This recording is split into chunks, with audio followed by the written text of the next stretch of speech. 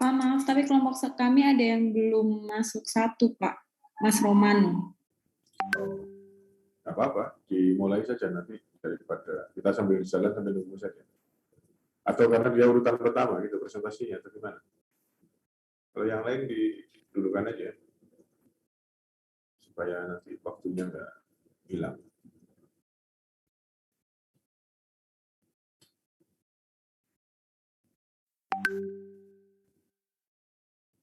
Baik, berarti kita mulai duluan ini ya, Pak?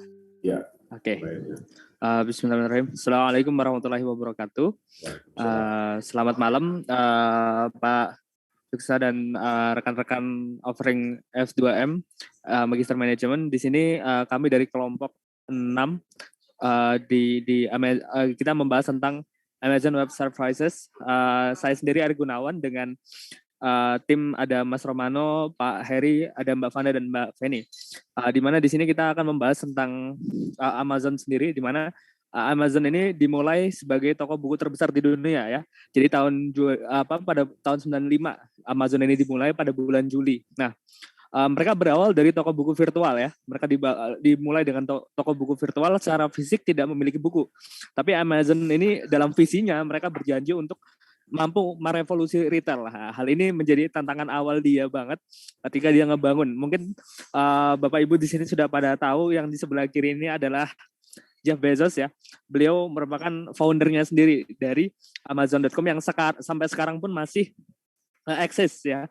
Sampai sekarang masih eksis di dunia perusahaan digital ini, bahkan mengembangkan banyak perusahaan lain. Nah, Amazon.com ini mulai membuat etalase yang dipersonalisasi. Jadi kalau di bidang digital itu memang terkenal dengan personalisasi user ya, untuk setiap pelanggan dengan memberikan informasi yang lebih berguna dan lebih banyak pilihan daripada yang dapat ditemukan di toko lain. Jadi di tahun itu sudah banyak sekali sebenarnya berkembang e-commerce dengan berbagai macam inovasi, cuman di masa itu masih belum disadari tentang bagaimana personalisasi pengguna itu bisa dapat mendukung pengembangan dari sebuah platform, di mana di dalam Amazon sendiri pembaca dapat meninjau buku dan mengevaluasi dengan rating.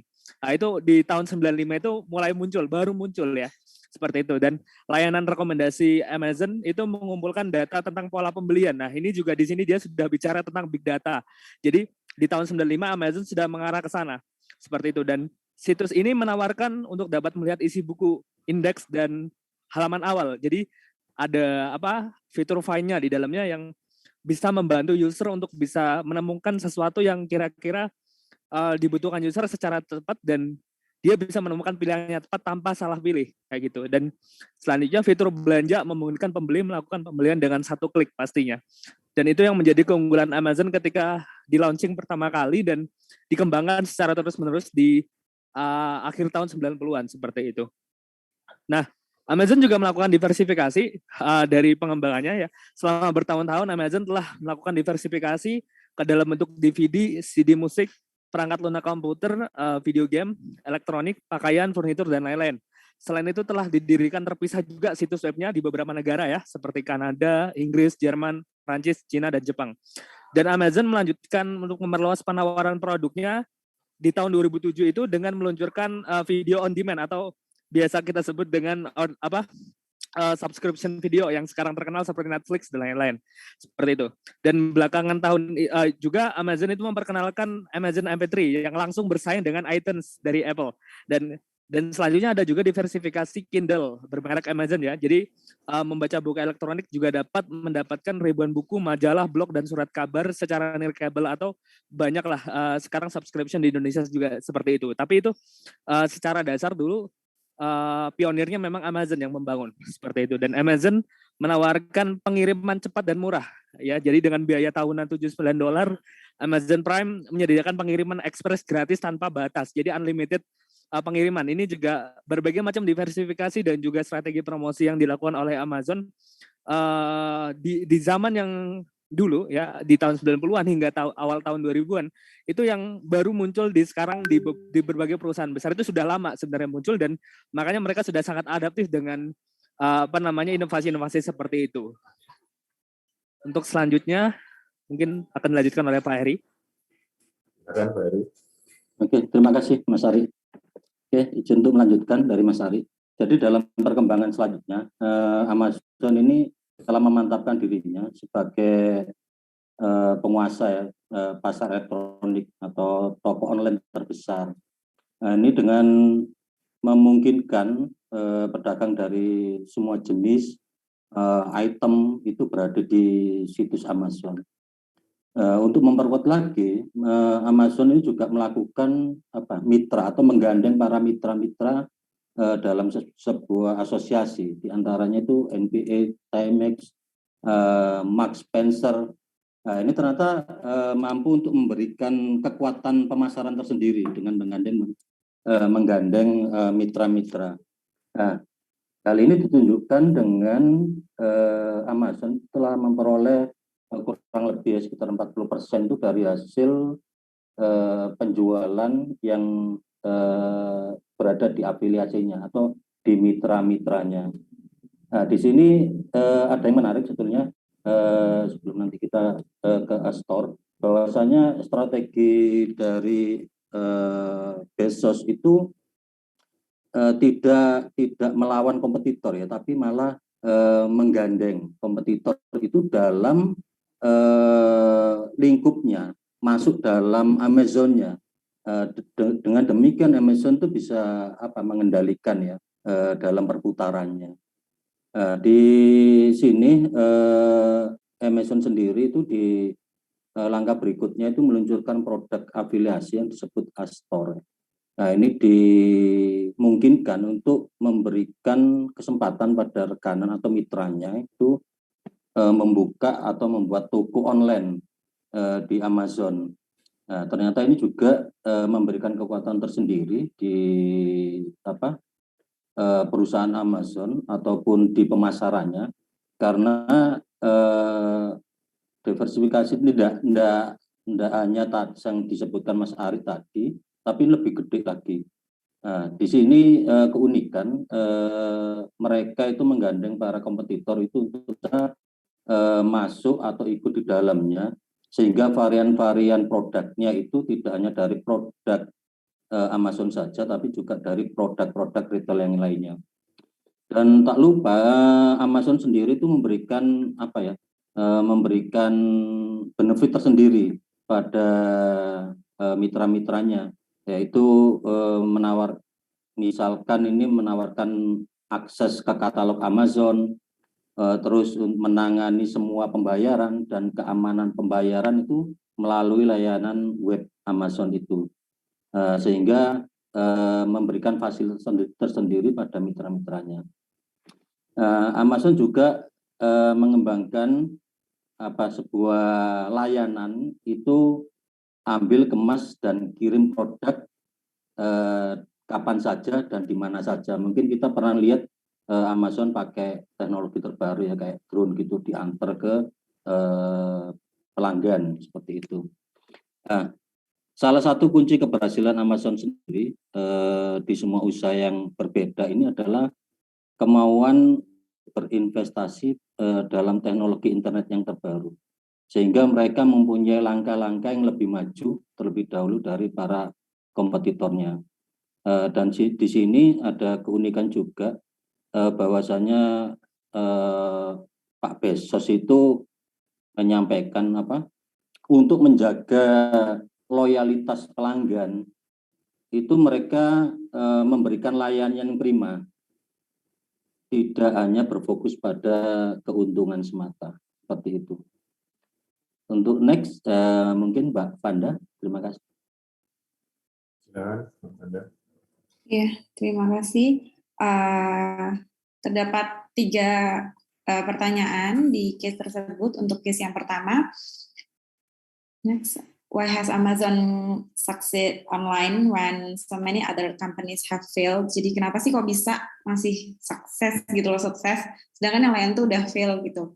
Nah, sepertinya sudah dimention sama Pak Heri sendiri, bahwasanya salah satu kunci keberhasilan Amazon itu adalah Amazon tuh bersedia berinvestasi dalam teknologi internet terbaru untuk membuat belanja online tuh ya lebih cepat, lebih mudah, dan lebih menguntungkan bagi pelanggan dan juga pedagang. Jadi otomatis orang-orang itu secara nggak langsung merasa dimudahkan dan semuanya itu jadi lebih cepat. Otomatis orang-orang juga lebih memilih Amazon gitu kan.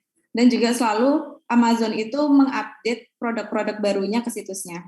Lalu juga seperti yang dimention tadi bahwasanya Amazon tuh malah mengajak mitranya atau menggandeng mitranya sehingga dari afiliasi tersebut juga Amazon telah memperoleh sekitar 40% dari penjualannya dan juga mengarahkan pembeliannya itu ke situs Amazon itu tadi. Lalu juga Amazon itu membuat storefront yang dipersonalisasi untuk setiap pelanggannya dengan memberikan informasi yang lebih berguna, lebih banyak pilihan daripada yang dapat ditemukan di toko buku yang sekitarnya.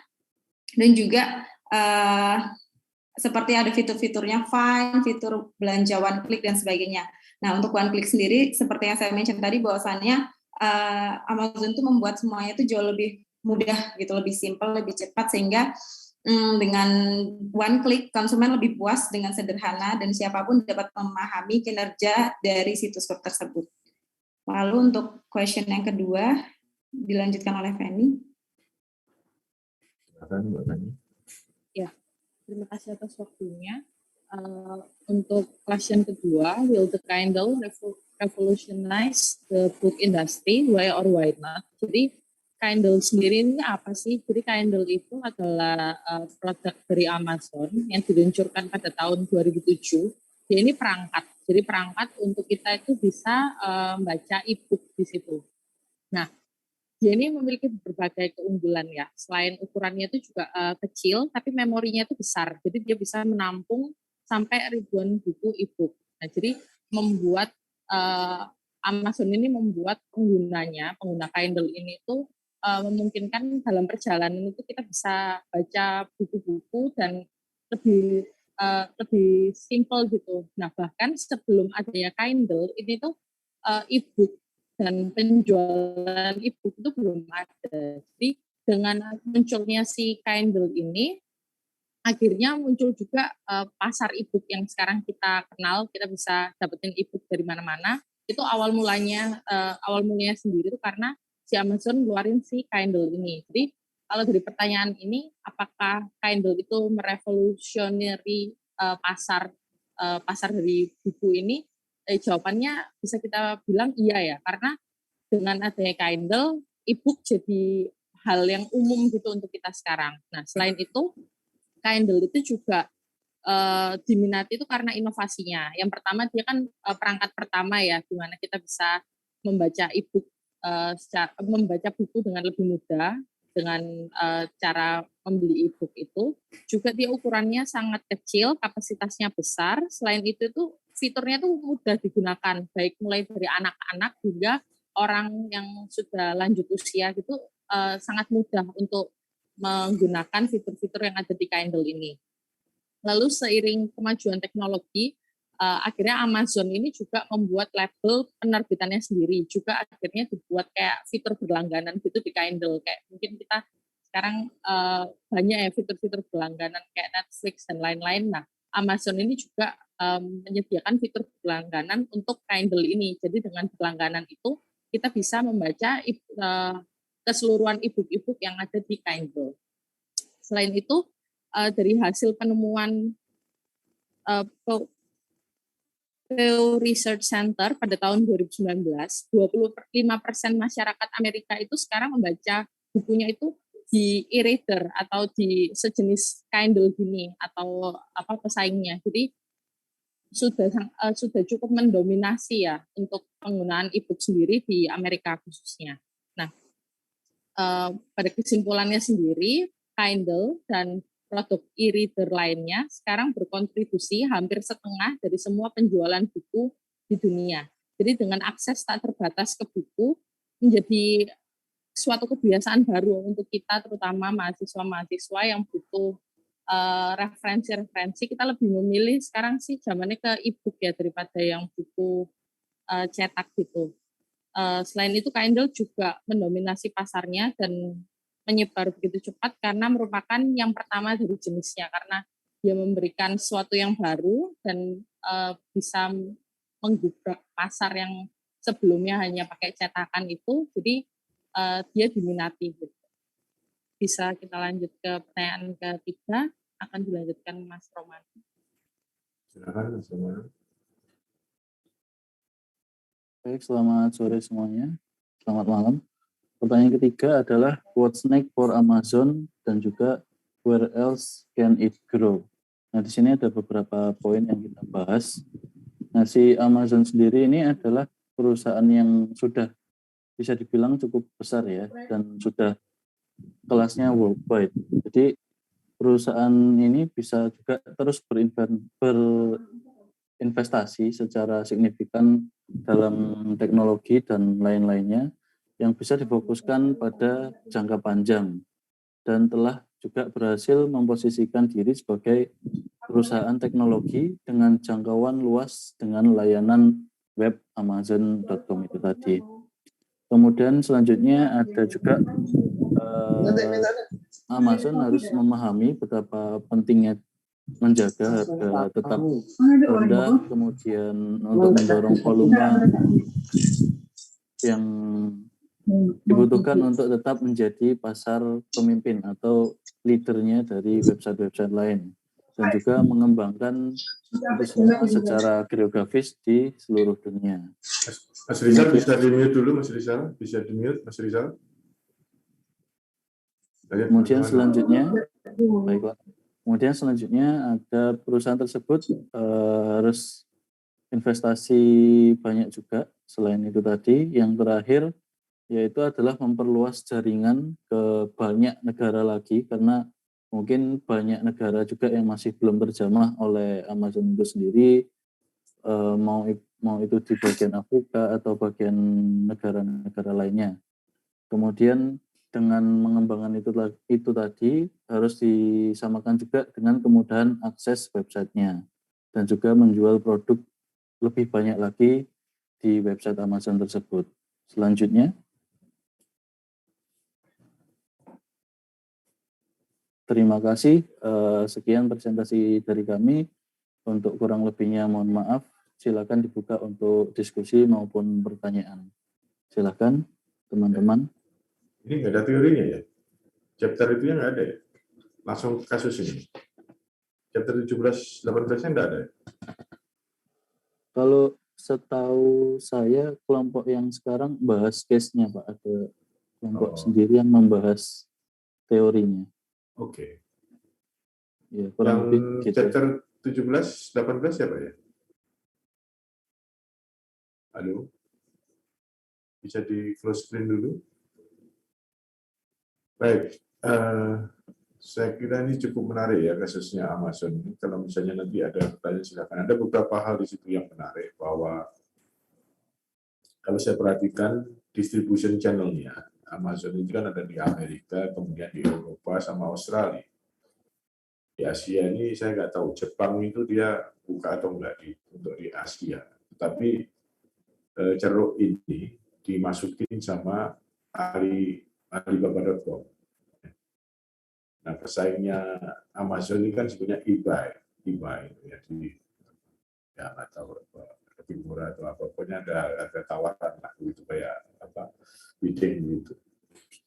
Nah, ini cukup menarik. Apakah memang dia tidak memperhitungkan, menganggap sebagai bangsa pasar Asia ini sebagai ada duitnya, padahal demen sekali orang Indonesia belanja begituan sebetulnya, dan termasuk waktu itu saya. Jadi kalau beli barang tuh mesti agak lama, karena kalau tidak diambilkan dari Amerika, yang dari Australia atau dari Inggris, tapi barangnya banyak sekali yang di Australia nggak ada, mesti dari Amerika, pusatnya di situ. Sementara kalau Alibaba.com itu relatif cepat gitu. Saya tidak tahu, tapi memang barangnya berbeda. Dan produk Tiongkok sama produknya Amerika masih ya beda kualitasnya, walaupun ada beberapa juga dari Amerika juga dibikinnya di Cina juga, beberapa handphone juga begitu. Tapi yang menarik sebetulnya dengan merek dan seri yang sama, kalau itu dikirim ke Amerika sama di kita itu apakah berbeda, itu yang menjadi pertanyaan yang menarik. Sama-sama dibuat di Cina misalnya, jadi itu kan menjadi menarik dibahas. Untuk Amazon ini ada pertanyaan dulu dari teman-teman. Jadi ada satu program bayar $75 setahun, kemudian itu dapat Prime gitu ya. bisa dikirim gratis. Silakan, bisa. Ya, terima kasih Pak atas waktunya. Kira-kira menurut kelompok penyaji dari case Amazon ini, kira-kira Amazon itu apa kelebihannya, kekurangannya, istilahnya kayak SWOT-nya gitu.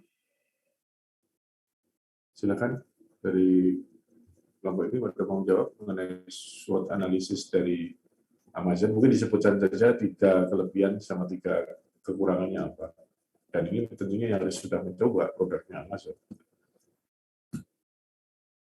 Ada yang menjawab? 3 strength sama 3 weaknesses-nya mungkin bisa disebutkan. Baik Pak, mungkin saya mencoba menjawab sesuai pengalaman saya aja sih Pak ya. Ya, silakan.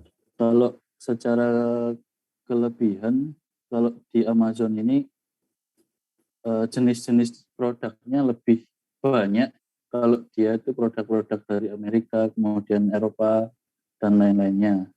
Kemudian kelebihan selanjutnya, kalau kekurangannya, kalau dibandingkan dengan Alibaba atau AliExpress, kalau di Amazon ini barang yang apa ya, kayak misal jam tangan gitu Pak. Kalau di Alibaba atau AliExpress itu bisa ada yang benar-benar murah banget dan ada juga opsi pengiriman gratis meskipun nanti sampainya dalam jangka waktu yang lama. Jadi kalau untuk mencari barang-barang yang benar-benar murah atau bisa dibilang untuk kulakan lah Pak. Kalau bahasa sininya, misal kita kulak jam tangan, sepatu, dan lain-lain, di Alibaba itu lebih unggul sesuai harganya. Misal jam tangan dari Cina, kita beli di sana misal berapa lusin, harganya 1 biji 10.000, masuk di Indonesia bisa dijual 50.000. Sedangkan kalau di Amazon, untuk barang-barang yang murah banget, itu masih kalah variannya Pak, kalau dibanding Alibaba atau AliExpress. Itu mungkin salah satu kekurangan dan kelebihannya. Mungkin ada tambahan dari teman-teman lain. Turut menambahkan Pak, yang apa namanya, dari segi kelebihan tadi sudah kita bahas berulang-ulang tentang mereka berani investment besar ya untuk teknologi terutama di Amazon, karena akhirnya dari situ mereka melahirkan diversifikasi produk yang cukup banyak. Bahkan tadi mungkin belum kesepil itu yang salah satu penghasilan terbesar Amazon itu Amazon Web Services yang cloud service-nya. Jadi itu juga salah satunya. Jadi kelebihan mereka yang lain adalah keberanian mereka lah untuk berinvestasi di bidang mereka sendiri, gitu. Itu yang pertama.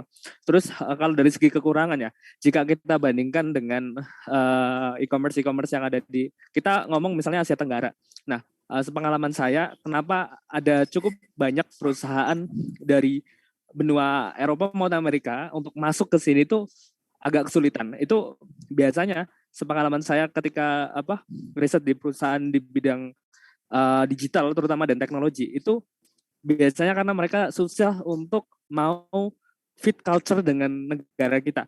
Itu yang dijadikan highlight-nya sih biasanya. Kenapa Uber nggak bisa berjaya di sini, tapi mereka bisa berjaya di Eropa? Itu karena mereka nggak bisa menyeimbangkan dengan budaya di sini seperti itu. Itu sama halnya dengan ibaratnya kayak KFC. KFC kalau di Indonesia nggak ada nasinya mungkin nggak akan bisa bertahan ya, nggak laku seperti itu. Jadi itu jadi hal yang paling utama. Dan pada akhirnya Amazon itu kan tadi sudah disebutkan oleh Mas Romano adalah barang-barangnya sifatnya produktif rata-rata.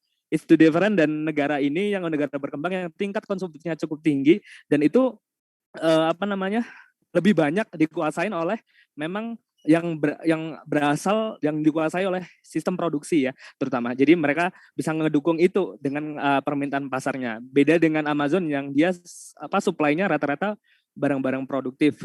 Misalnya kayak tadi buku, bahkan dia memulainya dengan buku dan lain-lain seperti itu. Jadi dan mungkin culture-nya juga belum tentu cocok dengan di sini seperti itu sih. Kalau dari tambahan dari kelompok kami. Ya. Memang saya menduga, tapi ini dugaan saya saja, bahwa Amazon ini memang kayaknya agak menahan diri untuk masuk, apalagi pasar Indonesia, karena perilakunya orang Indonesia. karena mereka sangat memperhatikan namanya guest satisfaction atau customer satisfaction itu diperhatikan betul. Jadi kalau misalnya tapi jangan ditiru ya, saya pernah mencoba itu misalnya beli itu, kemudian setelah saya perkirakan dikirim gitu, kemudian saya batalkan. Itu barang tetap dikirim karena sudah di tengah jalan dan saya dikembalikan uang saya. Nah, tapi sekali lagi jangan ditiru. Ini hanya saya cerita yang karena keisengan saja. Kemudian uang saya dikembalikan, saya dapat barangnya. Gitu. Nah itu kenaikan uang Indonesia itu bubrah itu. Bisa dicoba gitu semua. Saya cerita nanti jangan-jangan Anda jahil mencoba-coba terus kemudian ceritakan orang bisa saya Indonesia 10% bisa jebol itu.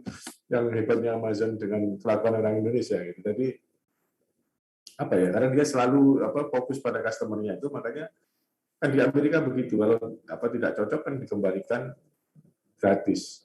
Ya, Anda beli alat itu berapa hari merasa ada yang nggak beres dibalikin itu gratis. Nah itu kalau kena orang kita bubar itu. Ya, apalagi kayak saya gitu yang suka iseng begitu ya. Tapi saya hanya sekali, setelah itu ya saya beli kalau enggak ya enggak. Nah tapi kalau nah ini yang Anda harus perhatikan ya. Kalau Anda beli di AliExpress, ya, Alibaba itu, wabil khusus membeli handphone. Ya. Di dalam penulisan kwitansinya, Anda jangan sekali-kali menulis sebagai mobile phone. Sekali lagi minta untuk subvendornya sana ngirimnya jangan menulis mobile phone, harus ditulis handphone. Karena ketika masuk Indonesia, bea cukai kita itu tidak membaca mobile phone sebagai handphone. Apa yang terjadi? IMEI-nya itu, nomor IMEI-nya tidak dicatat, sehingga nanti barangnya bisa masuk, Anda nggak bisa pakai. Tapi kalau itu sebagai handphone, nanti ada charge, ada biayanya, biaya IMEI itu, nomor IMEI-nya itu. Kemudian nanti Anda bisa mendapatkan kode untuk mengaktifkan IMEI. Tetapi kalau menyebutkan mobile phone itu dianggap sebagai barang elektronik biasa yang tidak ada IMEI number-nya. Itu berbahaya. Saya sudah saya sudah bilang sama vendornya, tuliskan nama handphone. Kemudian saya datang ke bea cukai di Juanda, kemudian cara ngurusnya saya harus datang dulu ke kantor pos, minta bukti bahwa itu sudah dibayarkan, terus kemudian jalan lagi, tidak sesuai biaya yang saya keluarkan dengan biaya yang saya harus bayar di bea cukai. Itu karena memang produknya tidak bernilai. Jadi kebetulan ada di sini. Jadi saya beri satu produknya untuk contoh juga di waktu itu untuk jadi waktu itu mau saya pakai untuk contoh kuliah juga bagaimana produk di AliExpress itu. Tetapi begitu saya ini nggak bisa pakai hanya karena ya sejak ada peraturan IMEI itu, IMEI number itu. Nah itu jaminan-jaminan seperti itu yang nggak ada di AliExpress ya karena murah. Memang secara harga murah. Silakan Mbak Ayu. Alfi Ayu. Baik, terima kasih Pak untuk waktunya. Sebenarnya untuk pertanyaannya hampir tadi yang sama dibahas oleh Pak Yusuf tadi tentang return tadi kan kalau misalkan di Amerika memang pengembaliannya gratis dan terlebih lagi di Amazon juga adanya fasilitas Prime ataupun fasilitas potongan harga ketika ongkir. Nah itu untuk Amazon sendiri apakah ada strategi khususnya supaya menekan biaya tersebut? Karena dari biayanya pasti kalau secara awam dilihat pasti sangat mahal untuk menanggung biaya-biaya ongkir tersebut untuk para pelanggannya. Meskipun dampaknya memang pelanggan akan lebih loyal. Cuma untuk dari sisi perusahaannya tuh bagaimana cara menghandle-nya? Terima kasih.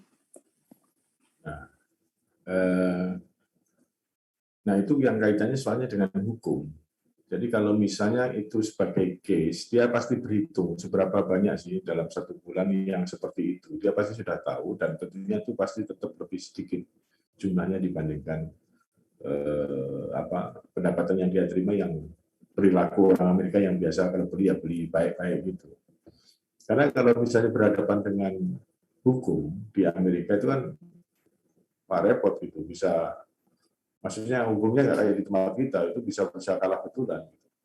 ada satu case ya di Amerika, di hotel di Amerika itu, ini true story, jadi saya nggak berniat cerita jorok, tapi true story, jangan ditanggapi salah.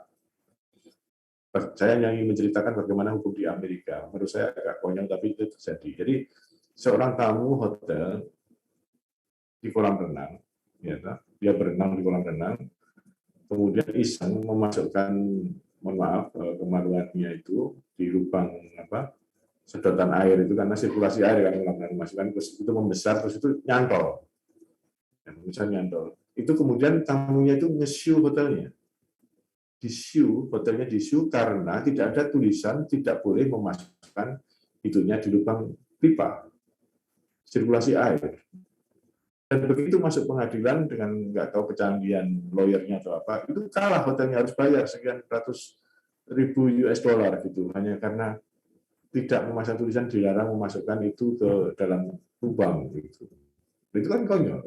Dan itu di Amerika kemudian terjadi. Nah, kayaknya dia mengantisipasi hal semacam itu, nilainya tidak seberapa, kalau sampai masuk pengadilan, lawyer kemudian kalah, nilainya lebih besar lagi. Jadi dia kayaknya berhitung dari situ. Jadi dia mengamati perilaku dari konsumennya yang ada di luar Amerika, itu yang dia perhatikan. Karena di Amerika kejahatan itu terjadi, dan itu waktu di change hotel saya dikasih tahu kan bahwa hati-hati gini. Makanya kalau ada tamu Amerika kita hati-hati, karena misalnya tidak bisa di-issue di sini, dia di-issue di sana, di Amerikanya sana, karena ada kantor pusatnya di sana. Nah itu kadang hal konyol yang terjadi. Nah tetap bahwa kemudahan itu diberikan untuk kepuasan tamunya itu. Jadi kalau tamunya kemudian menulis sesuatu yang positif, ya menjadi akan lebih bagus. Nah nanti Anda akan bagus kalau mau menulis, meneliti tesis itu. Kalau misalnya teorinya Kotler kan mengatakan kalau ada konsumen yang tidak puas, dia menceritakan minimum 15 orang. Kalau kamu puas, itu menceritakan ke maksimum 6 orang. Tapi itu teori itu sebelum ada medsos. Nah, kalau sekarang ada medsos, ada Twitter, ada berbagai jenis medsos itu, kalau Anda melakukan riset lagi sehingga mengeluarkan, ada keluar teori baru yang Anda masukkan dalam jurnal, itu bisa jadikan referensi. Dalam kondisi medsos itu ternyata kalau orang tidak puas itu bisa menyebar ke sekian ratus ribu orang misalnya. Kalau puas sekian gitu. Berdasarkan riset itu akan menjadi menarik pengembangan dari teorinya Kotler itu. Dan itu Amazon ini antara distribution channel, sebetulnya dia itu distribution channel atau seller. Amazon ini kan menjadi menarik. Dia itu sebenarnya apa? Dia kayak penjual gitu, atau kalau dia Kindle-nya kan dia berjual, tapi kalau dia sebagai tempat untuk jualan kan distribution channel. Ya kan ini menjadi menarik sebetulnya. Kira-kira apa? Sebenarnya dia penjual atau dia sebagai distribution channel Amazon? Distribution channel, Pak. Ada yang lain? Sependapat? Atau semua sepakat? Yang betul ya dua-duanya, dia distribution channel tapi juga jualan. Gitu. Makanya modalnya Kindle tadi. Nah, Anda yakin dulu itu kalau Anda kan punya e-booknya Kotler itu ya. Coba Anda buka dan Anda masukkan ke Kindle, sebaca nggak bisa. Dia hanya mau membaca kalau itu belinya dari Amazon. Itu nakal juga. Gitu. Jadi dikasih free asal belinya dari Amazon. Gitu. Jadi caranya ya bisnis begitu, nggak diberi kemudahan tapi juga agak pemaksaan juga harus dari sana. Saya kalau dibeli Indonesia, beli satu, beli bacakannya banyak kayak saya gitu kan sebenarnya nggak boleh itu memberi ke Anda semua e-book, itu kan harusnya beli, tapi kan saya kasih karena hukum di Indonesia tidak mempermasalahkan itu kan ya tidak apa-apa. Kita kan tahu sama tahu aja. Nah kalau semua orang seperti itu coba, hampir semua dosen juga seperti itu, karena apa ya? Daya beli kita nggak ada. Sayang kalau sekian dolar hanya untuk beli itu, mending dikasihkan kopinya saja. Padahal itu kalau di sana betul-betul melanggar copyright.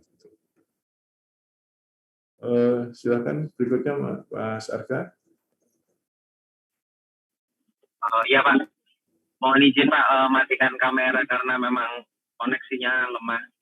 Ya. Mungkin yang mau saya tanyakan ke teman-teman juga, kalau Amazon ini kan sebagai e-commerce. Nah, dia memberikan banyak benefit bagi buyernya, sebenarnya bagi pembeli. Nah, yang menjadi pertanyaan saya adalah ketika dia menjadi distribution channel, apa perubahan paling mendasar dalam supply chain-nya dia dibandingkan dengan toko konvensional? Karena kan kalau dalam distribution channel berarti sebenarnya pabrikan itu atau yang produksi itu kan memanfaatkan Amazon untuk sebagai media penjualan. Nah, itu mungkin yang saya tanyakan adalah kira-kira seperti itu. Apakah perbedaan mendasar dalam supply chain-nya dari sisi Amazon dan yang lain ketika barang itu sampai ke pembeli?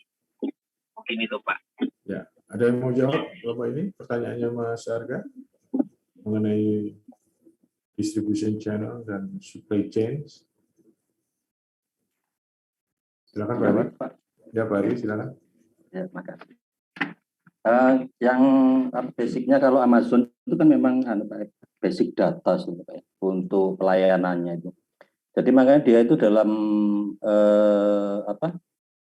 pengembangannya itu mereka gandeng perusahaan bank data gitu Pak, Alexa.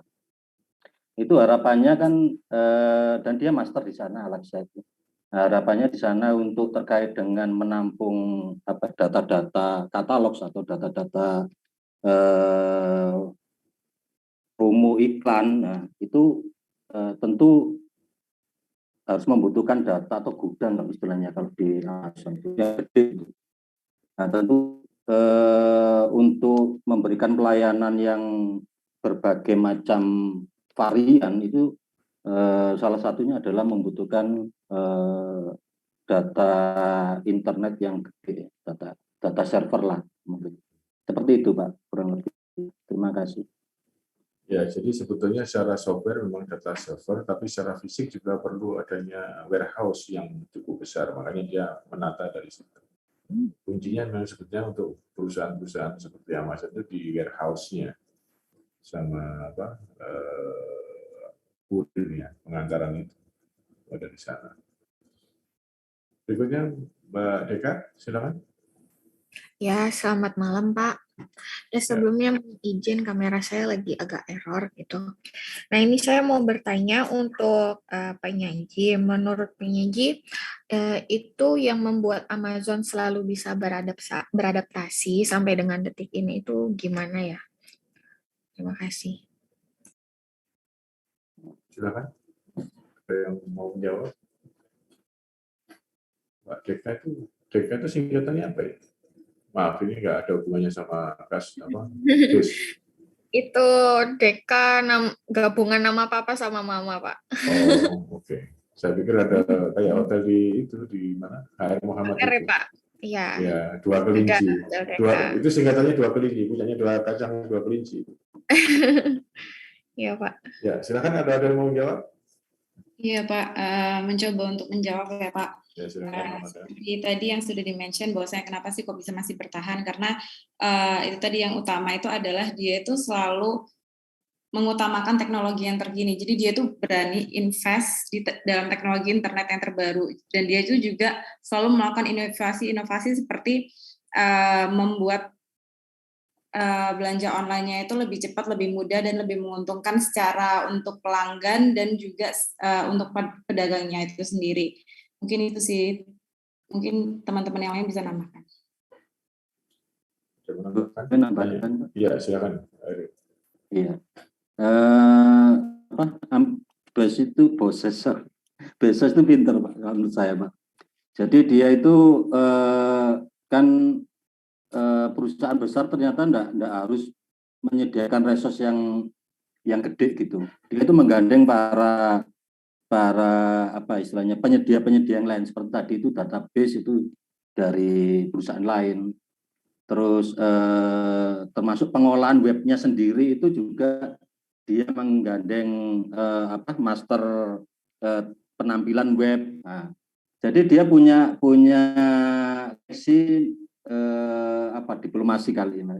Itu bisa menggandeng para yang punya keahlian tersendiri itu untuk menjadi bagian dari dia. Itu menurut saya juga salah satu strategi yang luar biasa. Mungkin kayak Gojek itu enggak punya sepeda, tapi dia mampu untuk memiliki sepeda banyak, ada sepeda motor. Nah, kelihatannya di Amazon itu juga seperti itu, salah satu keunggulannya. Terima kasih. Ya, nanti saya jelaskan tambah di slide saya ya. Silakan Mas Jeremy dulu. Terima kasih Pak untuk kesempatannya. Mau bertanya ke teman-teman atau ke Pak Yusa, kira-kira sebagai misalnya market challenger itu gimana mereka bisa menyaingi atau mengejar Amazon gitu? Gimana mereka bisa mengikis market share-nya mereka gitu? Apa kira-kira blind spot-nya Amazon atau segmentasi yang belum bisa mereka jangkau? Terima kasih. Mungkin saya langsung saja nanti berkaitan dengan materi saya juga. Jadi memang untuk saya lihat ya kan persaingan itu Amazon sama eBay. Tapi sebetulnya yang agak agresif merangsek masuk itu Alibaba, AliExpress itu. Nah, kekuatan teknologinya itu yang diatur dulu. Makanya dia juga mengantisipasi si Amazon itu dia perkuat permainan data teknologinya dari situ. Ini nanti ada kelompok lagi presentasi nggak ya? Saya kok jadi ragu nih sekarang. Biasanya kan teori dulu. Nakal lagi, mulai nakal tentang kuliah nakal terus. Jadi gini ya, teman-teman sekalian. Kalau kita lihat, bisa dibaca, bisa dilihat ya. Nggak bisa full screen ya. Sudah bisa dilihat nggak? Belum, Pak. Belum, Pak. Belum, Pak. Sudah, Pak. Sudah muncul, Pak. Sudah ya. Nah, jadi ini teman-teman sekalian, perubahan mendasar ke depan itu adalah perubahan dari IT ke DT, IT Information Technology ke Data Technology. Ini yang perlu, dan ini nanti tidak hanya perusahaan semacam Amazon saja, tapi perusahaan-perusahaan lain juga harus mengadakan perubahan ini. Karena perilakunya sudah berubah. Jadi mulai dari SEO dan SEM seperti awal yang 8 hari kita bicara itu, kemudian ini mempengaruhi IT perubahan di data teknologi dari information teknologi ke data teknologi tadi berpengaruh juga terhadap bisnis maupun retail shop itu ya distribution channel ya, karena yang lain-lain. Karena kalau kita bicara mengenai distribution channel, itu sebetulnya itu kalau kita bicara Amazon, Alibaba, eBay, kemudian ya yang lain-lain, kita bicara dalam konteks perusahaan besar. Tapi kalau dalam konteks yang simple dan sederhana, Anda kalau pernah tahu Mirota ini di Jalan Sulawesi, tahu nggak Surabaya? Mirota ya, bukan. Mirota memang nama Jogja, tetapi di Surabaya ada Jalan Sulawesi. Pernah tahu nggak? Itu ada Mirota, itu tempat souvenir, oleh-oleh itu. Itu di Mirota Jalan Sulawesi. Nah, itu bagian dari distribution channel. Jadi kalau misalnya Anda memiliki tanah di lokasi yang bagus, parkirnya luas, Anda bisa membuat tempat sebagai distribution channel misalnya. Karena Anda tidak perlu mengisi barang-barang yang mau dijual. Anda tinggal mengundang orang untuk menitipkan barang di situ. Sama yang dilakukan oleh Amazon. Namanya tadi Pak Heri kan bilang ini Bezos ini pintar segala macam. Ya karena itu sebenarnya dia hanya menyediakan tempat saja barangnya yang ditarik masuk, yang seharusnya pesaing dirangkul masuk sehingga dia bisa mendukung bisnisnya dia. Sama halnya dengan Mirota Campus. Mirota Campus, maaf, bukan. Itu kan di Jogja. Mirota sini, Mirota Sulawesi. Ya. Karena saya pernah jualan kaos di situ. Dulu ada kaos mereknya Jura Juli, itu punya saya. Nah, ketika saya titipkan kaos di Mirota itu, si Mirota minta 30% dari harga jual sebagai ya biaya kita jualan di situ, karena kita nggak punya tempat. Itu sebagai bagian dari distribution channel. Nah, 30% itu dari harga jual itu relatif banyak. Dan sistemnya adalah consignment atau dalam bahasa Indonesia disebut dengan konsinyasi. Anda tahu konsinyasi kan? Konsinyasi itu titip barang di tempatnya Mirota itu, nanti Mirota hanya membayar barang yang laku saja, yang nggak laku dibalikin lagi. Jadi nggak ada yang rugi dia. Kita yang nanggung. Gitu. Kalau barangnya nggak laku dibalikin kita, dia hanya membayar yang laku saja, ditambah yang ambil 30% dari harga jual kita. Nah, ketika saya coba masuk di airport Juanda, itu kan juga ada toko-toko. Jadi Anda kalau ingin tahu mengapa harga jualnya di airport itu sangat mahal dibandingkan di kota atau di sebelum masuk airport, ya karena pihak airport itu memungut biaya cukup tinggi. Waktu itu saya dikenai berapa? 45%. 45% dari harga jual. Nah, saya kan harus naikkan dulu kalau begitu supaya margin saya tidak tergerus. Bayangkan saya yang punya barang hanya mendapatkan 55%, dia hanya punya tempat saja 45%. Itu pun sistemnya konsinyasi juga. Yang nggak laku dia balikin ke saya. Nah, waktu itu ada wacana dia mau naikin lagi 55%. Ya, tapi saya waktu itu saya mundur, saya nggak mau karena aneh bagi saya karena saya punya barang hanya mendapatkan 45%, sementara dia yang punya tempat saja minta 55%. Nah, satu-satunya yang masukin di sana pasti harganya dinaikin lagi menjadi harganya tidak wajar untuk konsumen karena mahal sekali. Untuk kaos yang seharga 90.000 kalau di pusat kota di sana menjadi berapa 100 berapa, pokoknya nggak masuk akal. Nah itu yang menjadi aneh dan menjadi penjelasan mengapa di airport harganya mahal. Nah di sana juga kalau mau segitu nggak mau ya sudah. Jadi take it or leave it itu aja ya kita kan ya mikir juga. Ada beberapa supaya dia sendiri nggak ada yang masuk dia masuk sendiri ya dia masuk kemudian harganya dinaikin. Nah kemudian harganya tidak wajar. Ya kalau laku syukur tapi kalau nggak laku ya sama aja semua dirugikan semua. Tapi kan luar biasa itu. Nah, pentingnya data teknologi inilah yang perlu dikembangkan. Oleh karena itu tadi kalau menjawab pertanyaannya siapa tadi?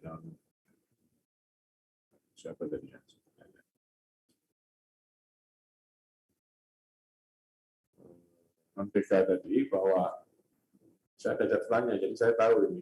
Yang belum bersuara pun saya punya catatannya siapa. Jadi pertanyaan non-PK tadi, kalau misalnya dia mau menyaingi si Amazon ya Alibaba juga harus perkuat teknologinya, data teknologinya itu. Atau dia memain dengan segmen pasar yang berbeda. Jadi memperkuat misalnya Asia, Afrika, atau area yang tidak di-cover oleh Amazon itu. Karena Amazon ini menunjukkan kelasnya bahwa dia levelnya berbeda. Sama halnya dengan misalnya kayak internet, itu ada level-levelnya juga. Mulai dari IndiHome, kemudian BizNet, kemudian Swissmedia, itu kan ada levelnya. Dan di tempat saya kemarin ada satu dosen, saya bilang, coba tinggal di hotel saya, kemudian dia seharian penuh mengajar, mulai pagi sampai malam. Dia heran karena internetnya nggak lag sama sekali, karena Pak internet pakai apa? Pakai Farneon. Kok saya nggak pernah dengan apa? Itu internet khusus untuk industri. Hotel-hotel yang besar-besar mesti pakai begitu, karena itu kalau diibaratkan mobil itu versinya internet, jadi pasti nyaman. Jadi, tapi dia mau dipindahkan ke rumah nggak bisa karena dia khusus untuk industri, karena langsung ambil yang besar. Jadi ini efeknya luar biasa teknologi data teknologi ini karena sekarang sudah ketinggalan kalau hanya IT saja, makanya berubah menjadi DT. Nah, ketika Anda memiliki satu produk itu mestinya ditempatkan di berbagai tempat untuk mengevaluasi produk itu yang cocok dijual di mana. Karena misalnya ya kecil-kecilan lah, Anda jualan apalah minuman es atau apa gitu yang kemasan di depan di restoran, kemudian di Indomaret, kemudian di tokonya guru siapa, kemudian di perusahaan cateringnya siapa gitu. Sehingga nanti kan kelihatan mana yang cepat laku dan mana yang masih utuh, sehingga sebenarnya Anda dengan distribution channel itu Anda bisa mengetahui ternyata produk ini lebih cocok ditempatkan di mana. Nah, ini sudah banyak sekarang, sudah nggak bisa online saja, dan hampir semua produk sekarang jualan online kalau mau laku. Kalau offline saja sudah nggak bisa, apalagi kemarin ada COVID yang mengharuskan orang online. Nah, kemudian tempat-tempat retail, kemudian channel-channel yang ditempatkan aja semua, misalnya 5 atau 10 dalam waktu yang sama seminggu dievaluasi. Oh ini tinggal berapa? Oh ini habis. Ini tinggal 1. Ini masih utuh dipanggil, lalu diambil. Berarti di situ bukan segmen pasarnya. Jadi distribution channel ini juga bisa untuk mengetahui segmen pasar yang cocok untuk produk Anda. Itu ada di sebelah mana, ada di mana dengan menyebar ya di beberapa tempat. Nah ini sebenarnya nggak tanya dulu, ini sebenarnya ada kelompok yang harusnya presentasi nggak sih 17, 18 ini? Iya Pak, maaf sebelumnya Pak, kayaknya salah nangkep deh Pak kelompok kami Pak. Kalau misalnya minggu depan kami presentasi gitu gimana Pak? Maaf ya Pak. Salah nangkep gimana maksudnya? Jadi cuman case-nya aja, materinya enggak. Maaf Pak. Yang lain-lain kan sudah begitu. Ini kan yang misalnya pricing strategi kan ada teori, ada case, kemudian produk strategi kan semua seperti itu yang kemarin-kemarin. Atau lupa? Ya, oke lah, apa-apa. Nah, di sini ada disebut dengan multi channel sama omni channel. Jadi kalau Anda mendengar kata-kata omni channel itu maksudnya begini. Bedanya apa sih multi channel sama omni channel? Kalau multi channel itu semua channel yang ada di konsumen tetapi tidak integrated. Jadi kalau misalnya customer-nya telepon, ya jawabannya lewat telepon. Customer-nya lewat sosmed, jawabannya sosmed. Lewat mobile, ya jawabannya mobile. Gitu. Jadi tidak integrated. Sementara omni-channel itu sudah integrated. Ya, all channel available to customer and they are connected. Jadi kalau misalnya lewat sosmed bisa lewat mobile web bisa lewat telepon, gitu. Itu kan sudah mulai berubah. Dan ini yang diinginkan oleh customer karena dia tidak mau repot. Gitu. Kadang-kadang kayak misalnya kemarin saya dapat undangan misalnya dari Le Havre University di Paris itu untuk conference gitu, email gitu, kemudian dia minta tolong untuk dibantu disebarkan ke yang lain-lain itu, tapi bentuknya email. Ketika ini saya mau pindahkan ke WA itu ya ribetnya setengah mati, sehingga saya tinggal harus mengcopy dulu, masukkan di situ, sehingga ya itu sebenarnya masuk dalam multi channel. Tapi kalau misalnya itu connected, itu kan bisa disebarkan ke media lain. Itu yang disebut dengan omni channel. Tapi basicnya bedanya ini lah, multi channel sama omni channel itu seperti itu. Mungkin ada pertanyaan dari sini, dari distribution channel.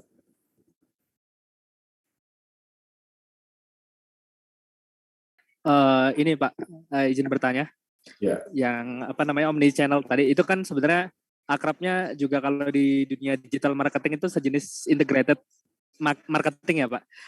Cuman saya penasaran sebenarnya di era yang sekarang ini kira-kira untuk bisa mengedukasi, kebetulan saya bergeraknya ada di digital agency marketing juga Pak. Itu sebenarnya kita kesulitannya gimana sih caranya kita bisa edukasi orang yang mindsetnya belum ke arah digital tapi mau growth ke digital gitu loh Pak. Itu problemnya kan cukup kompleks ya. Mungkin Pak Yusak punya pengalaman atau apa yang mungkin bisa dijadikan masukan gitu Pak. Ya itu yang Anda harus educate market itu, dan mengeducate market itu tidak mudah. Permasalahannya adalah ketika Anda bersusah payah mengedukasi pasar itu dan pasar itu mengerti, dengan enaknya kompetitor Anda ikut gitu, masuk gitu saja. Sebagai contoh misalnya, sekarang kan kelihatan sekali namanya Citibank itu, dia berusaha keras untuk mengedukasi agar orang tidak telepon, tapi menggunakan aplikasi. Citibank aplikasinya Citibank itu dia bisa chat di situ, kemudian langsung dijawab segala macam, dan cenderung diarahkan untuk tidak menelpon. Karena telepon itu nanti pencet 1, kalau bahasa Indonesia, pencet 2 bahasa Inggris, untuk tanya loan, pencet ini, itu kan kelamaan juga. Nah, itu yang dia lakukan untuk mengedukasi pasar, dan kadang-kadang itu dipaksa. Jadi dipaksa dengan artian kalau dia telepon, itu hanya dilayani ketika jam sekian sampai jam sekian. Kecuali yang urgent sekali, misalnya kehilangan kartu atau pencurian, itu dikasih ada line gitu. Tapi lebih condong di agak sedikit, walaupun maksanya agak halus ya untuk pakai aplikasi. Itu namanya mengedukasi pasar. Nah, sama juga yang dilakukan oleh BCA. Nah, karena Citibank begitu, BCA juga melakukan itu. Kalau misalnya seluruh bank melakukan seperti itu, proses edukasi itu akan lebih cepat dan semua bisa menikmati. Karena behavior-nya berubah. Jadi menelpon menjadi ngechat. Gitu. Jadi dari mulutnya yang capek menjadi tangannya yang capek karena ngechat itu. Nah, tinggal bagaimana mendapatkan respon itu. Tapi ada juga ketika sudah di chat itu tetap diharuskan telepon. Karena apa? Harus verifikasi. Verifikasi apakah ini betul yang punya kartu segala macam. Jadi kadang-kadang kita membingungkan juga. Jadi mereka ketika belum siap seharusnya tidak perlu memaksa dalam tanda petik memaksa customer-nya itu untuk berubah behavior-nya itu. Kecuali dia sudah siapkan semua secara teknologi. Nah, tapi dalam perkembangannya kayaknya nggak akan terjadi perubahan dan perbaikan itu terus berlangsung sambil berjalan. Itu yang kayaknya dilakukan dalam mengedukasi pasar sama halnya ketika menerapkan mobil tanpa supir itu. Yang di motor itu kan bagaimana sopir mobil bisa jalan sendiri tanpa sopir, awalnya nabrak-nabrak, tapi kan terus diperbaiki juga. Tapi kan berarti kemudian berhenti, nggak sampai sempurna betul baru di launching. Gitu. Nah, sama juga aplikasi. Dia juga trial error. Gitu. Nah, kayak punyanya BCA Blue itu, yang digital itu juga terus dilakukan perbaikan, tidak semua fiturnya langsung bisa dipakai, tapi dia jalan dulu sambil mengedukasi pasar, ini kamu nggak perlu customer service. Untuk buka rekening, kamu bisa langsung diverifikasi dan kamu langsung dapat rekening dan kamu bisa transaksi. Cuman fitur-fitur ini saja dulu, yang ini belum bisa karena under development misalnya begitu. Nanti begitu ada di launching lagi, komunikasikan lagi. Jadi itu sambil jalan untuk memangkas waktunya akan tidak lama. Jadi itu yang dilakukan, mengedukasi pasar dan itu tidak mudah mengedukasi karena akan cukup besar. Nah, kalau tingkat intelektualnya segmen pasar yang dimiliki itu tinggi, oke. Tetapi kalau misalnya tingkat misalnya orang-orang yang gaptek, ya cilaka kan lama sekali, malah bisa dibanting itu handphone. Mungkin ada yang lain mau bertanya?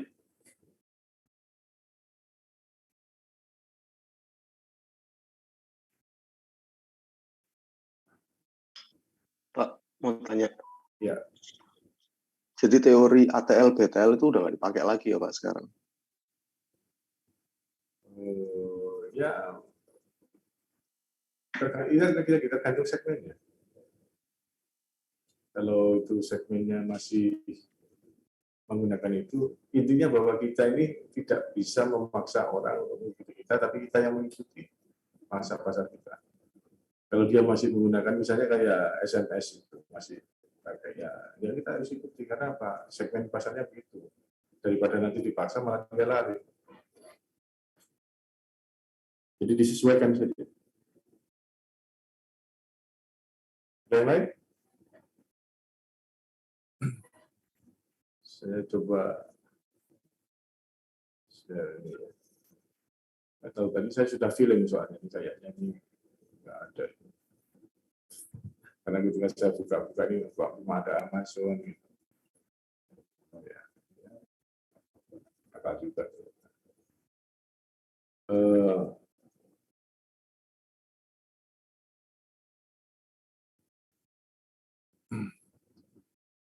Nah, ini ada beberapa masalah ya dalam marketing channel itu.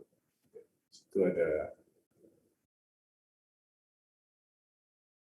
tadi sudah kita bahas mengenai maksudnya pentingnya channel. Artinya gini, teman-teman sekalian, kalau Anda punya satu produk, tapi tidak diketahui oleh pasar, ya percuma. Jadi pasar itu dulu misalnya awal-awalnya ada tahu Top Coffee kan. Top Coffee itu awal-awalnya waktu itu gencar promosinya itu. Di mana-mana Top Coffee, ini kopi baru segala macam. Nah, orang mulai tertarik karena promosinya menarik, tetapi begitu datang ke beberapa channel, distribution channel, ke Indomaret, pusat pembelanjaan, itu belum ada produknya. Jadi dipromosikan gencar dulu, tapi produknya tidak ada di tempat. Nah, itu ya kacau juga. Jadi orang menjadi, alah ini apa sih, barangnya nggak ada. Padahal seharusnya yang ideal itu barang itu ada dulu di distribution channel, baru dipromosikan sehingga ketika orang datang itu sudah ada. Oh ini yang iklan itu ada ini. Tapi kalau diiklankan dulu kemudian barangnya belum ada ya orang kan bingung juga ini maksudnya apa. Multi channel tadi sudah kita bahas, integrating marketing tadi sudah kita singgung juga. Kemudian nah ini digital channel revolution ini. Jadi seperti yang saya tunjukkan di film di videonya Profesor Kiku waktu itu bahwa bagaimana nanti ada lens kontak lens, jadi dipasang di dalam mata, kemudian dengan mengedipkan mata saja kemudian kita sudah online. Ini nanti perkembangannya seperti itu. Nah, tidak menutup kemungkinan si Amazon ini juga sedang mengembangkan itu ke arah sana supaya nanti orang dengan cepat untuk bisa melihat produk-produk yang dia miliki tanpa harus buka handphone maupun laptop. Jadi pemahaman marketing channel, collection, independent organization, participate process of making product service, ya, definisinya, kemudian model-model channel ada seperti ini, kemudian ini fungsi ya, flow-nya. Di sini yang jelas adalah bahwa ada offline dan online, bahkan belajar pun ada luring dan daring dan seperti itu. Dalam penjualan juga seperti itu, nanti perkembangannya akan terus berkembang, bahkan sekarang trennya adalah orang menghindari untuk offline, karena memang lebih praktis online. Walaupun awal-awalnya agak resisten, waktu awal-awal COVID itu nggak enak merubah kebiasaan dari kebiasaan offline ke online.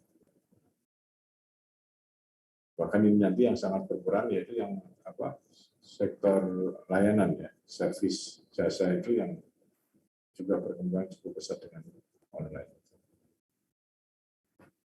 Ini beberapa desainnya, channelnya. Yang penting kan di sini prosesnya bahwa kita menganalisa dulu kebutuhan customer ini apa, kemudian kita menentukan objektifnya apa dari channel ini, dan kira-kira alternatifnya apa saja. Kalau misalnya ini nggak bisa atau ada kendala seperti apa, baru kemudian dilakukan evaluasi. Ini ada hal yang penting. Ini sudah tadi kita bicara mengenai integrasi, bagaimana sekarang kaitannya dengan supply chain. Ya. Jadi kalau nanti Anda membahas mengenai supply chain itu ada berhubungan dengan Lean Six Sigma itu yang sekarang sudah banyak dipakai, bagaimana memangkas atau mempercepat proses pengiriman itu, karena kuncinya pada kasus Amazon itu kan ada pada warehousing sama kurir ya, pengiriman yang terkoneksi dengan dia punya website. Ini yang menjadi sangat penting dan orang-orangnya, bahkan sekarang pun KFC sudah membuat satu sistem dan sudah mulai di kapan di Moskow bahwa tidak pakai orang, jadi mulai menerima pembayaran, mengirimkan pesanan makanannya itu sudah pakai mesin semua. Itu sudah mulai. Nah, kalau itu terjadi kan semakin banyak nanti pengaturan dan tempat kita.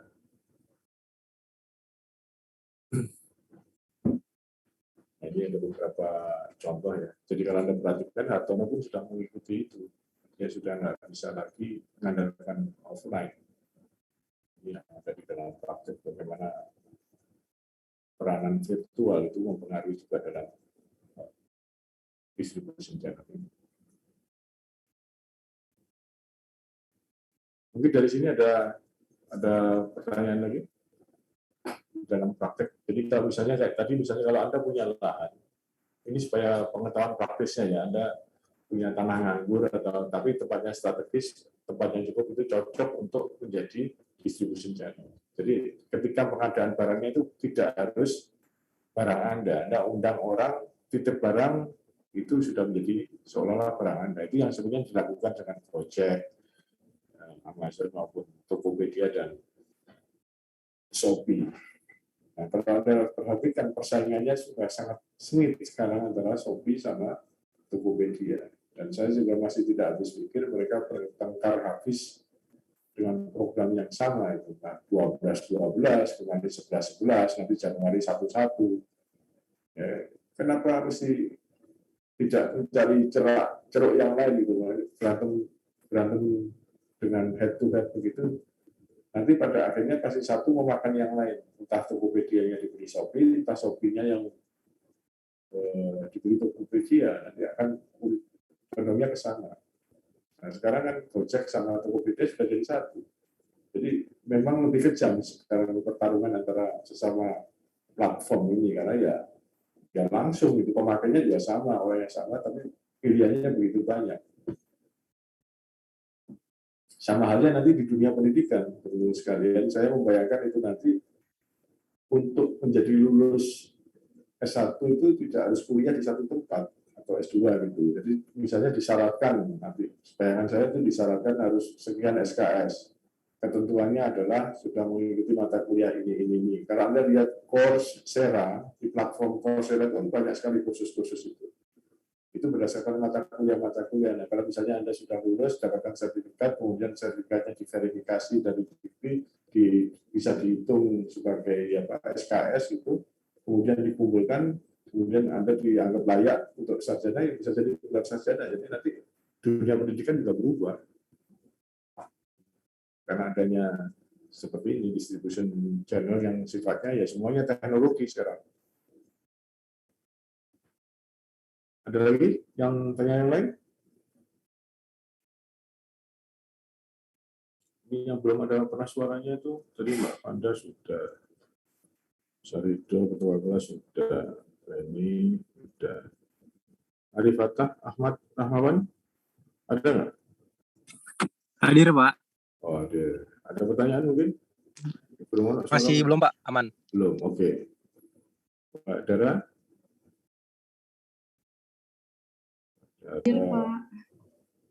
Kemudian Mas Alfian Ramadan, terus Arif Rifai, Mas Arif Rifai ada. Ini yang nggak pernah kelihatan nih si Erik ini. Erik ini nggak pernah kuliah ya? Si Tantet Okan ini, orang Burma kalau nggak salah. Nggak ada di sini, nggak pernah ada.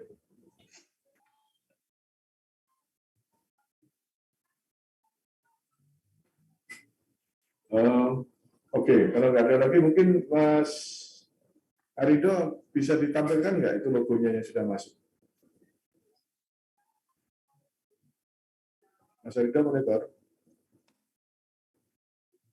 Masih mute, Mas? Iya. Kita bahas logo yang ada aja. Kalau nggak salah tadi sudah ada berapa 10 kalau nggak salah.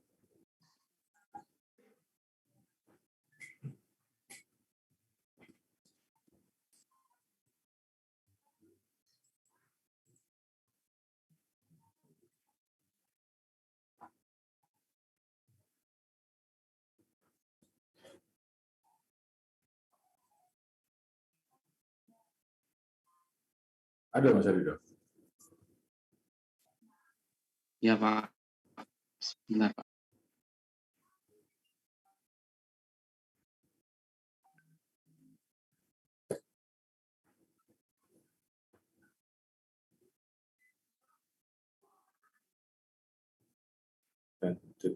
Tantet Okan. Angel itu masuk.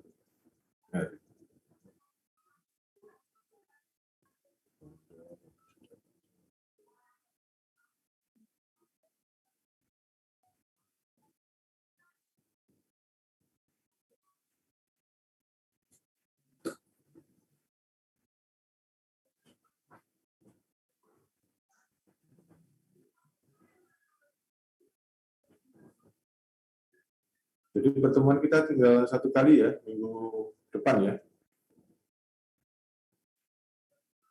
Iya Pak, tinggal minggu depan. Ya, minggu depan nanti saya yang kasih case-nya, semoga teorinya nanti nggak lupa ya. Kasih. Ingat itu slide-nya jangan banyak-banyak, maksimum 12, 3 chapter. Intinya saja. Yang tidak boleh dilupakan. Halaman berapa dulu?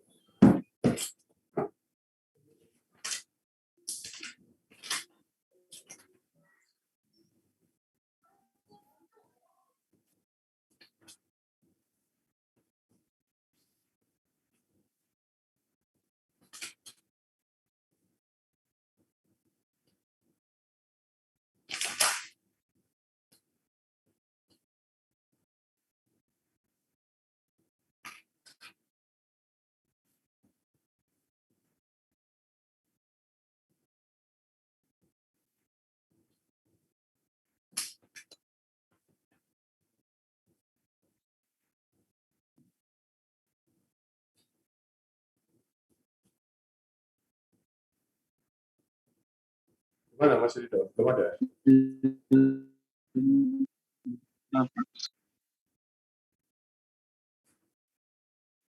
Belum dijadikan satu kan di PPT ini?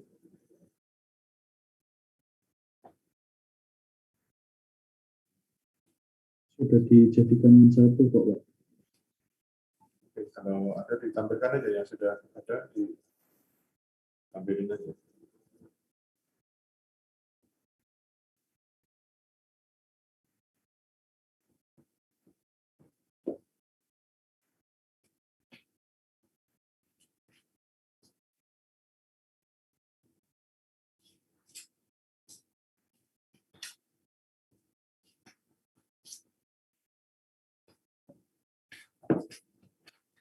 Apa sudah terlihat?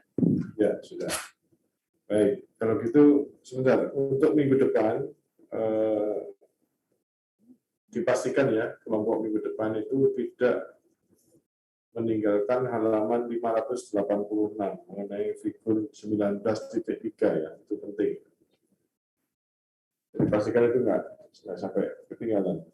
Halaman 586 bukunya Kotler, figur 19.3 steps in developing effective communication di depannya. Saya sudah kasih tahu harus ada, nanti saya kasih tahu lupa lagi, jangan gitu. Baik, sekarang untuk logo sambil kita nyicil aja supaya nanti supaya minggu depan nggak terlalu banyak. Kita mulai dari atau masuk Asmi. Kita mulai dari Asmi dulu. Disampaikan saja ini bisnisnya apa, kemudian makna dari logonya apa, konsepnya apa dari logo itu. Silakan. Ada nggak? Asmi.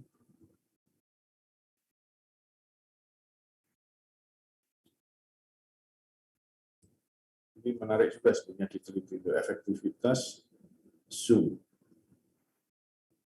Dunia pendidikan itu kalau kayak gini ya susah. Kalau nggak ada, Mas Romano silakan. Mengenai apa mereknya? Selamat malam Pak. Ya, silakan Mas Asmi. Mas Asmi dulu nih berarti. Silakan. Iya, kalau sesuai dengan urutan begini Pak. Ya. Jadi sebelum perkenalkan Pak, nama saya Muhammad Asmi dari kelompok A. Jadi ini kalau logo saya sendiri memang terinspirasi dari bisnis saya dengan teman-teman saya waktu kuliah dulu ya Pak. Ya. Jadi saya dan tim itu memang punya catering waktu di organisasi dulu. Jadi sistemnya itu memang kenapa kok namanya Mr. Jeep? Karena memang itu kita memang memposisikan brand kita itu harganya itu murah. Begitu. Karena apa? Kenapa kok kita mengandalkan harganya? Karena memang kita melihat segmen pasar atau target konsumen kita itu kan mahasiswa. Begitu. Nah, mahasiswa itu memang mayoritas itu setelah kita analisa pasarnya itu memang menghendaki harganya murah begitu dan nasinya banyak. Gitu. Untuk lauknya kecil itu tidak masalah. Yang penting harga murah, nasi banyak. Makanya itu kenapa kita nama cateringnya dari kami itu namanya Mr. Jeep Catering Pak. Ya sebentar. Kemudian untuk logo sendiri itu kami menampilkan kayak gambar seorang koki agar konsumen itu tahu bahwasannya memang yang membuat masakan kami itu adalah ahlinya, begitu, ahli memasak. Dan juga kenapa kok kokinya itu orang-orang tua ya. Jadi kami terinspirasi kan biasanya itu kalau misalnya makanan itu enak itu biasanya menggunakan resep kakek atau resep nenek begitu sih Pak. Jadi kurang lebihnya seperti itu. Oke. Selain harganya murah, apalagi yang menjadi keunggulan produknya ini? Jadi kalau dari kami itu memang harganya itu selain murah dan juga free ongkir sih Pak. Begitu. Cuma memang untuk di logo memang kita tidak kita sampaikan begitu. Ya. Jadi memang di logonya itu lebih kita arahkan konsumen bahwasanya ini loh produk kami itu mengandalkan harga begitu. Tetapi memang keunggulan selain harga, kami punya free ongkir dan juga perizinan lengkap karena memang acara-acara mahasiswa itu memang butuhnya NPWP, Pak. Begitu, dan memang beberapa vendor yang main di kalangan kampus itu tidak punya perizinan yang lengkap gitu. Nah, ini untuk kurangnya Bu Mas, kalau produk makanan kemudian yang dijual perizinan, itu kan agak prosedur. Jadi kalau misalnya begini nih, kalau saya kasih masukan ya, misalnya brand ini misalnya mau tetap Mr. Chip, oke. Kemudian topi kokinya saja disiluetkan di dalam salah satu font ini. Nah, kemudian itu dijadikan tagline. Jadi mau tagline-nya apa? Misalnya murah dan enak misalnya, atau apa murah. Tapi kalau murah dan izin lancar kan nggak cocok. Murah dan enak misalnya begitu. Jadi sehingga nggak terlalu ramai itu logonya. Jadi tetap Mr. Chip-nya, kemudian di siluet topi chef-nya itu entah di C-nya sini atau di P-nya sini kan bisa dijadikan satu jadi bagian dari logo. Nah, kalau sampai setuju, kalau enggak bukan apa-apa. Ini apa-apa, boleh-boleh aja. Ya. Jujur sebenarnya ini kebetulan saya dulu pernah itu Pak ngambil mata kuliahnya Pak Yusak. Jadi saya MM54. Saya kebetulan angkatannya Nadia Pak. Nadia sama Mas Fakri. Jadi sebenarnya dulu itu saya punya dua logo. Logo yang pertama sama logo ini. Ketika saya nyertakan logo, kebetulan logo pertama saya itu logo bimbel Pak. Begitu. Terus memang katanya kalau dibandingkan dengan logo ini, itu kata Pak Yusak saya masih ingat masih bagusan logo ini Pak, begitu. Tapi kan pada saat itu hanya boleh mengumpulkan satu logo aja gitu. Ya, tapi kan produknya itu ya bimbel kalau makanan. Tapi makanya sekali lagi juga tidak apa-apa, Anda pakai ini juga oke. Tapi yang jelas adalah kalau Anda ingin ada nilai jualnya ya dikasih tagline saja di bawahnya. Keunggulannya ini apa? Oke, berikutnya Mas Romano, silakan. Terima kasih banyak Pak Yusuf. Ya. Boleh mohon izin untuk share screen sebentar.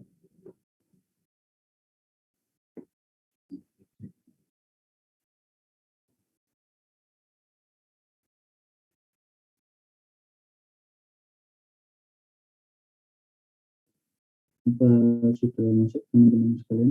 Sudah, silakan. Ya baik, selamat malam. Terima kasih atas waktunya. Perkenalkan, saya Romano dengan brand Eyotaku. Eyotaku sendiri adalah brand dari takoyaki. Nah, filosofi dari nama sendiri ini atau nama Eyotaku sendiri ini adalah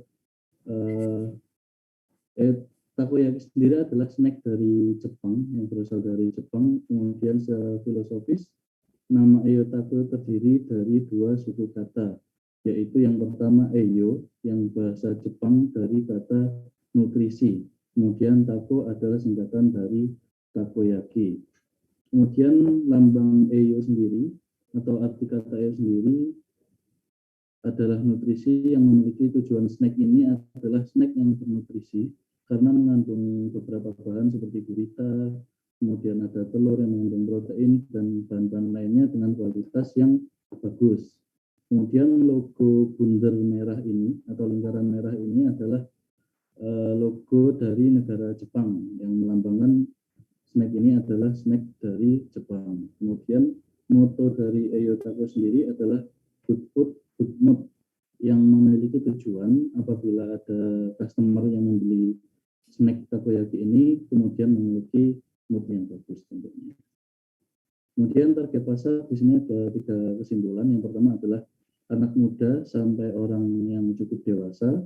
Kemudian selanjutnya adalah hobi kuliner, dan selanjutnya ada juga suka dengan hal baru atau mungkin bisa dibilang suka dengan mencoba kuliner-kuliner yang baru.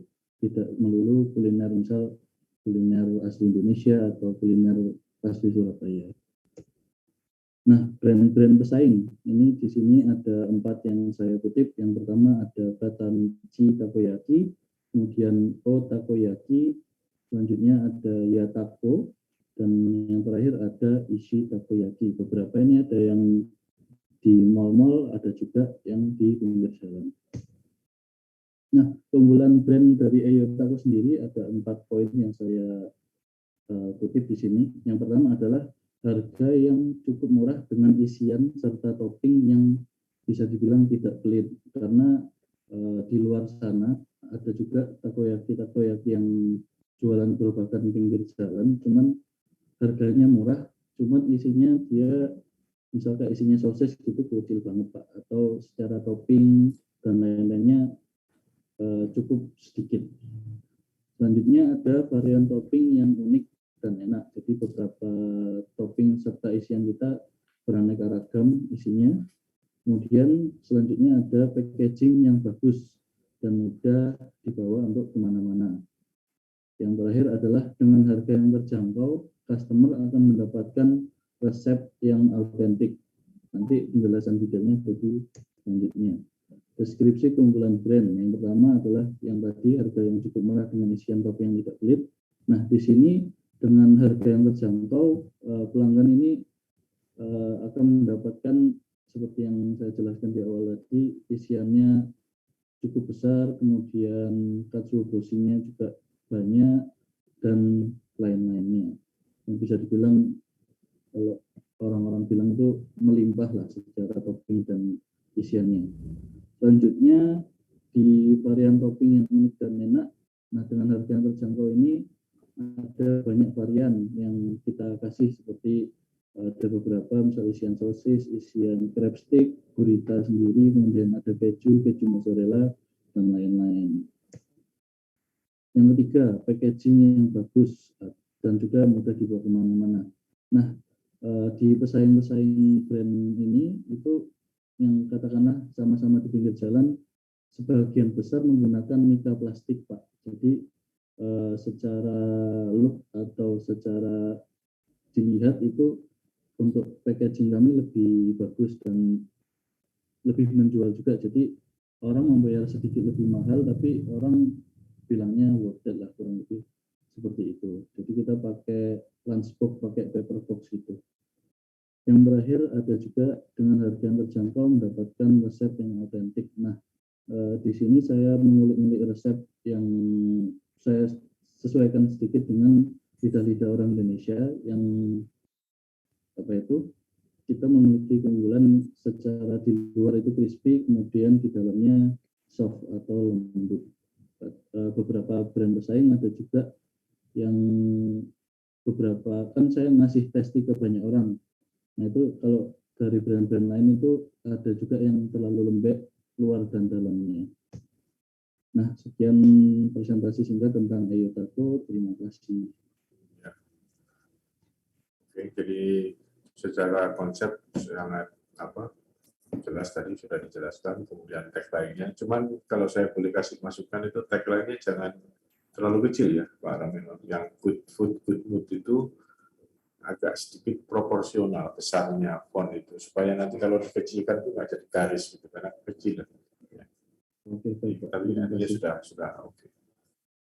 Berikutnya tadi siapa? Tampilin lagi Mas Ridho untuk PPT-nya tadi. Berikutnya Mbak Deka, Pak. Ya, silakan Mbak Deka. Dan mereknya. Bisa dibantu share screen, Mas?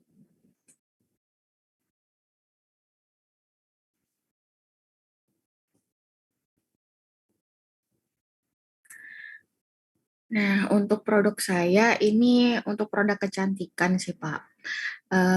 Produk kayak skincare untuk sasarannya itu untuk cewek, wanita, mungkin dari remaja sampai dengan ibu-ibu umur 40 sampai 45 tahun gitu.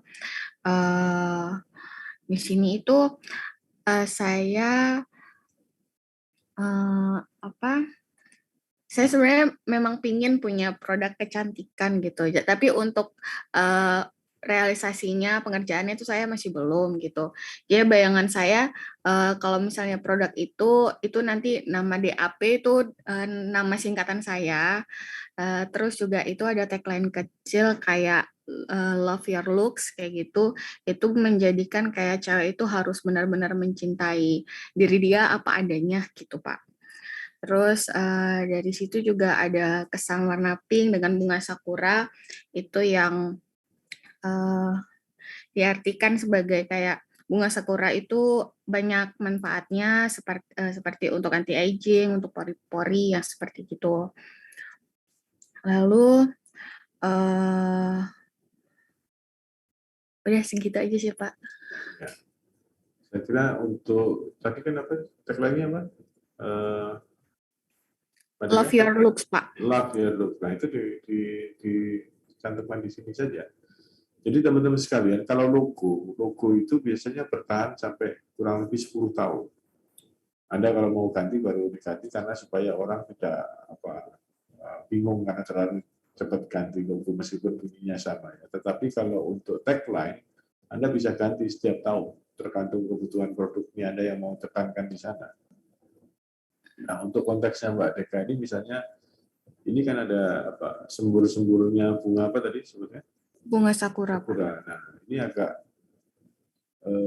sebetulnya konsep logo itu kalau untuk warna sebaiknya solid ya, warnanya solid. Kalau putih, kemudian kalau merah, kalau pink ya pink, solid gitu. Kalau ini kan ada pastel agak terlalu soft ya Pak ya.